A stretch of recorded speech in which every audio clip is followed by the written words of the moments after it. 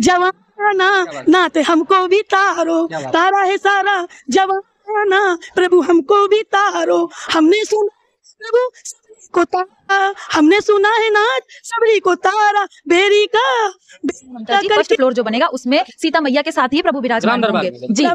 और एक बात आपको ये बताना चाहूंगी कि प्रभु के जो मंदिर को आप बोलते हैं राम लला बोलते हैं, राम लला का मतलब है कि वो बहुत बाल स्वरूप में सीता मैया उनके साथ नहीं थी, इसलिए जी तो वही है कि बात रोगी जी भी आंखों से पानी निकाल दिए तो छलक गए थे उनके, और मेरे मोदी जी की भी आंखों से पानी छलक गए थे कि पता। जय श्री राम दोस्तों, मैं स्वागत करता हूं अपने चैनल पर। वीडियो को लाइक करिएगा, शेयर करिएगा, सब्सक्राइब करिएगा। मैं हूं आज अयोध्या के लता चौक और धर्मपथ मार्ग पर। आप मेरे पीछे देख सकते हैं कि 20 सूर्य स्तंभ के साथ किस तरह से अयोध्या की सड़कें जगमगा रही हैं। प्रभु श्री रामचंद्र जी का जिस तरीके से कल 22 जनवरी को प्राण प्रतिष्ठा हुआ है, तो जानेंगे इन्हीं लोगों से कि कितना उत्साहित हैं और दर्शन कर लिया या नहीं कर लिया। आपका स्वागत है। सबसे पहले ये बताइए आप कहाँ से आई? मैं कानपुर से हूँ जी। कानपुर से आई, बताइए रामलला का दर्शन किया कि नहीं? हाँ जी, कल सुबह जो पहले ही दर्शन हुए हम लोगों ने ही किए। अच्छा, तो कैसा लगा देख के? हनुमान जैसा सोचा था छवि वैसी है कि बिल्कुल? हाँ बिल्कुल वैसी है। लगता है कि बस राम भगवान आपसे मुस्कुराते हुए बात कर रहे हैं, ऐसी छवि है। और आंखों में आंखें डाल के बात कर रहे हैं। मंदिर की जो छवि देखी आपने, श्याम कलर के भगवान का मूर्ति, बड़ी मनमोहक मूर्ति है। उस मंदिर के बारे में बताइए। आप मंदिर से होके आई हैं, कि मूर्ति को किसने बनाया, कब बनाया और कैसे बनाया? उन्होंने कितने लोगों को देखा वहाँ पर? योगी अरुण जी हैं, कर्नाटक के हैं, और उन्होंने मूर्ति बनाई है। और इस ऐसे ही ये मूर्ति नहीं बन गई है, इसके पीछे की भी एक छोटी सी स्टोरी वो बताती हूँ।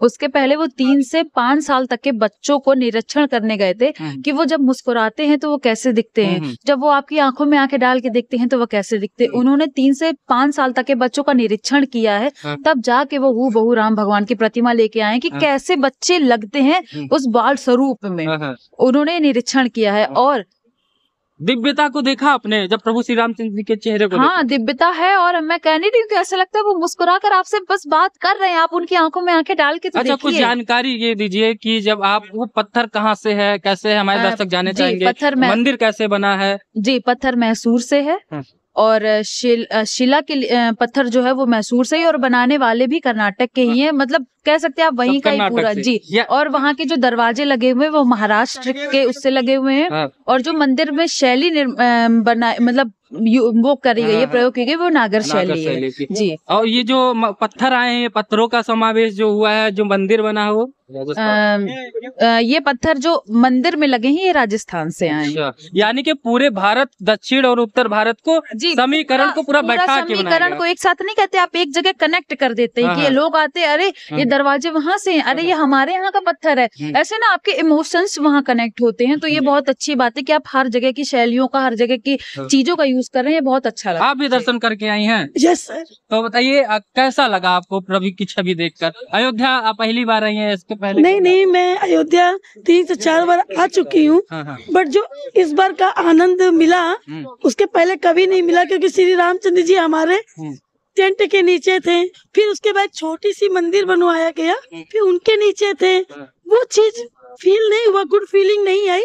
बट जो इस बार किया मैंने आज मॉर्निंग में दर्शन, इतना अच्छा लगा, मेरे आंखों में आंसू छलक रहे। बहुत लोग कल बहुत भावुक थे, जो हमारे प्रधानमंत्री थे वो भी भावुक थे, और जो वहाँ के साधु संत थे वो भी भावुक थे। आंसू से अश्रु निकल रहे थे उन लोगों के। तो उन भाव को आप लोग कैसे समझते हैं? उस भाव को देखते हैं कि सनातनी कितने भावुक रहे होंगे उस दिन? कल मेरे योगी जी भी आंखों से पानी निकाल दिए तो छलक गए थे उनके, और मेरे मोदी जी की भी आंखों से पानी छलक गए थे कि पता नहीं मैं कैसे ये सब कार्य को पाया। कभी पॉसिबल तो नहीं था, पर उन्होंने कर्म किया और वो चीज पॉसिबल हो गया। पर उनको बहुत अच्छा लगा, और उन्होंने बड़े विधान से हर एक पूजा के कार्य को संपन्न किया। तो ये जैसे कि हो गया मंदिर से रिलेटेड, भक्ति भाव हम सबके लिए हो गया। तो हम अयोध्या से कुछ रिलेटेड ऐसे बहुत लोग सवाल उठाते हैं कि मंदिर बनने से क्या विकास? मंदिर तो बन गया, वहां से लोग आ रहे हैं, तो अयोध्या में आपने विकास को कितना देखा मंदिर के बनने से? सर विकास को यही देखा है कि आज मेरा अयोध्या जगमगा रहा है। कल दीपक से जगमगा रहा था, अब आज यहाँ तो सब जगह जगह गाने चल रहे हैं, सब बड़े खुश हैं। और काफी दिनों से आके यहाँ पे प्रेस कॉन्फ्रेंस वाले सब लोग आके आज तो खैर थोड़े थोड़े करके निकल रहे हैं, पर उनसे भी पूछा कि कैसा लगा, कहे बहुत अच्छा लगा। अब इतना स्ट्रेच हो गया है कि हम लोग अब निकल रहे हैं यहाँ से। इससे ये बताइए अयोध्या का विकास जो होगा, अर्थव्यवस्था कैसे बढ़ेगी मंदिर की वजह से? अर्थव्यवस्था ऐसे बढ़ेगी कि देखिए अब अभी सारे जितने भी टूरिस्ट आते थे वो या तो जयपुर निकल जाते थे या फिर आगरा ताजमहल के निकलते थे। अब ना ये कहते नहीं है कि पूरे भारत से लेके हर जगह पूरे विश्व में ये एक ऐसी प्रतिभा उभर के आई है कि सारे हाईलाइट चाहिए होंगे, सारे DSLR जो मैं कहूँ सारे फोकस सब दिखा है कि सारी मीडिया यूट्यूबर और ब्लॉगर सब दिखे हैं जी। ये देखिए ना, कहते नहीं है कि ये एक ज्वालामुखी है जो 500 साल का मलबा लेके उभरा है। तो ज्वालामुखी जब फटता है तो वो बहुत कुछ लेके साथ मोदी जी को कल आपने सुना होगा, उनके भाषण तो बहुत ही भावुक मार्मिक भाषण था उनका। उन्होंने क्षमा याचना की प्रभु से कि प्रभु हम लोगों ने देर कर दी लाने में, इसके बारे में देर कर दिया लाने में, इसलिए क्षमा उन्होंने मांगी कि काफी दिनों से वो लगे हुए थे मेरे राम जी को लाने में कि एक मंदिर के नीचे आ जाएं, और लगने के बाद काफी कुछ उनको फेस करना पड़ा। तो हर अच्छे काम को करने में टाइम तो बहुत लगता है, तो वही धीरे धीरे धीरे धीरे करते करते कल वो दिन आया जो मेरे राम लला प्राण प्रतिष्ठित हुए, और उनका पूरे भारत में और पूरे देश में उनका दीपक जला और बहुत धूमधाम से शहनाइयों के साथ महोत्सव मनाया गया। तो ये बताइए रोजगार यहाँ पे कैसे बढ़ेगा इसकी वजह से? लोग जो क्वेश्चन उठाते हैं क्या हो जाएगा, तो यहाँ पे रोजगार कैसे बढ़ेगा? रोजगार ऐसे बढ़ेगा कि देखिए आप दर्शन करने के लिए आएंगे, ठीक है, आप दर्शन करने के लिए आपको रुकने की व्यवस्था चाहिए होगी। आप 5 स्टार 3 स्टार होटल्स पे जाएंगे, वहां से बढ़ा, प्लस आप भोजन के लिए आप होटल्स देखेंगे, खाना रेस्टोरेंट देखेंगे, वहां से आपकी अर्थव्यवस्था बढ़ी। इस तरह से GDP बढ़ेगी और इस तरह से हमारी अर्थव्यवस्था सारी कंट्रियों को नीचे करते हुए हमारी अर्थव्यवस्था और ऊपर चली जाएगी। एक चीज और बताइए कि अब बहुत ही वायरल भी हो रहा है एक तरीके से, आप देखिए कि जो मक्का है सऊदी अरब में और वेटिकन सिटी है क्रिश्चियन के लिए, बताया जा रहा है कि वहां से ज्यादा यहाँ पर लोग श्रद्धालु आएंगे और यहाँ पे ज्यादा वहां से ज्यादा GDP बढ़ जाएगी। तुलना की जा रही है, तो क्या करते हैं? तुलना इसलिए की जाती है, देखिए सारे संप्रदाय जो हैं सब में एक है कि जैसे मक्का मदीना एक हाईलाइट पॉइंट है उनका, ठीक है, मेन कहते नहीं हमारा जान है वो।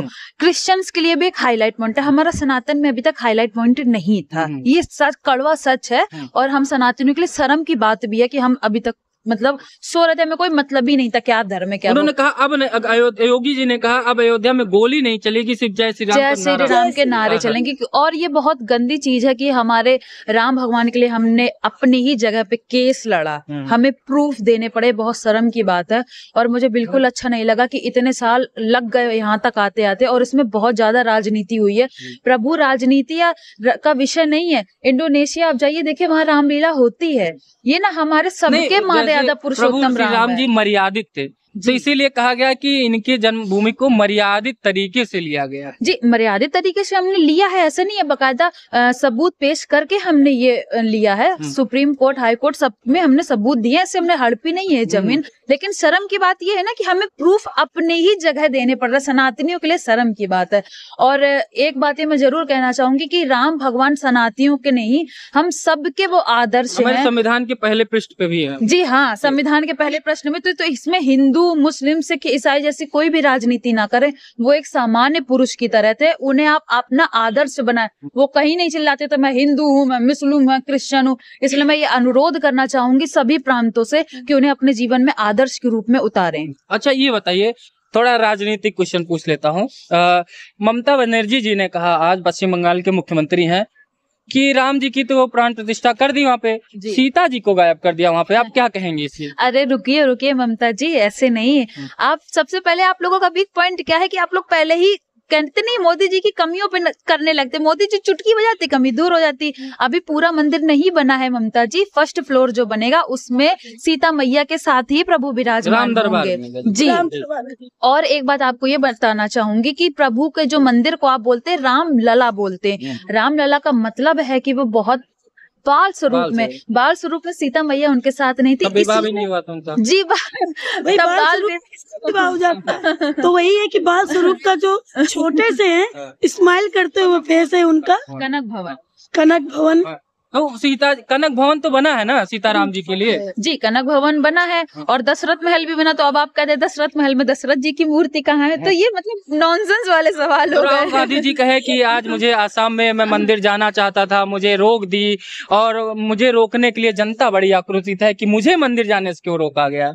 आपको मंदिर जाने से लिए रोका गया क्योंकि आप ना भीड़ लेके उत्पात करने, आप शांति से मंदिर में दर्शन करने जाइए तो वो बात अच्छी लगती है। अभी झंडा लेके यहाँ कुछ कांग्रेसी आ गए थे जी, आप भड़काऊ करेंगे तो आपको ना प्रशासन भी रोकेगा और हो सकता है जनता भी आप पे आक्रोशित हो जाए। सनातनी जनता जो हमारी है वो भी आपको ऐसा आगे हो सकता है कि आपको किसी भी मंदिर में प्रवेश ना मिले। जिस तरह से आप हरकतें करते, पहले अपनी हरकतें सुधारिए, आपको हर मंदिर में प्रवेश मिलेगा। तो ये बताइए, जैसे कि एक चीज और, मंदिर के स्वरूप राम जी सबके थे, तो राम जी के मंदिर में बताया जा रहा है कि वाल्मीकि निषाद जितने भी राम जी के साथ थे सभी का मंदिर बनाया जा रहा है। हाँ, सभी का मंदिर बनाया गया है सर। तो समावेशी हो ही गया ना जी हाँ, देखिए, राम भगवान ने कभी भी ऊंच नीच का, जाति भेदभाव धर्म नहीं का किया। भेदभाव नहीं किया है। वो मर्यादा पुरुषोत्तम थे, केवट सबरी सब। का जूठा आप खाया। जाइए जरा, कोई लैट्रिन साफ कर रहा है आपकी, आप कहिए अभी जूठा खा के मुझे दीजिए, आप खुद नहीं खाएंगे। लेकिन हमारे राम भगवान सिखाते हैं कि हमारे लिए कोई ऊंचा बड़ा नहीं है, हमारे लिए सभी आदर्श हैं। तो जी। उनसे बात आपको सीखने की बहुत ज्यादा तो जरूरत है। इसीलिए इसमें गाना गाया गया है कि तारा है सारा जवाना, नात हमको भी तारो। क्या बात। तारा है सारा जवाना, प्रभु हमको भी तारो। हमने सुना है प्रभु सभी को तारा, हमने सुना है नाथ सभी को तारा। बेरी का करके बहाना, नाते हमको भी तारो। तारा है सारा जवाना, राम हमको तो ये थे दो श्रद्धालु यहाँ पे, बहुत ही अच्छा बताया राम जी के मंदिर के बारे में कि राम जी समावेशी थे, सबके थे। इसलिए मंदिर में नॉर्थ से लेकर साउथ तक और ईस्ट से लेकर वेस्ट तक भारत के चारों कोनों से वहाँ की शैलियाँ प्रकाशित की गई हैं, ताकि भारत का एक भी कोना ना छूटे। क्योंकि राम जी किसी एक के नहीं थे, राम जी सबके थे, मर्यादित थे। इसीलिए मंदिर को मर्यादित तरीके से संविधान के दायरे में रहकर हमारे देश के राम भक्तों ने बनवाया। और कहा जाता है कि मंदिर में सरकार का एक पैसा नहीं लगा है, जो भी दान दिया है वो भक्तों ने दिया है, और जो दान भक्तों ने दिया उसके ब्याज से ही मंदिर बन गया। अब सोचिए कितना पैसा भक्तों ने दिया है। इसलिए सवाल उठाने वाले राम पे सवाल मत उठाओ, राम तो अब आ ही गए हैं। वीडियो अच्छा लगा तो लाइक शेयर सब्सक्राइब जरूर करिएगा। जय श्री राम। जय श्री राम। धन्यवाद भाई।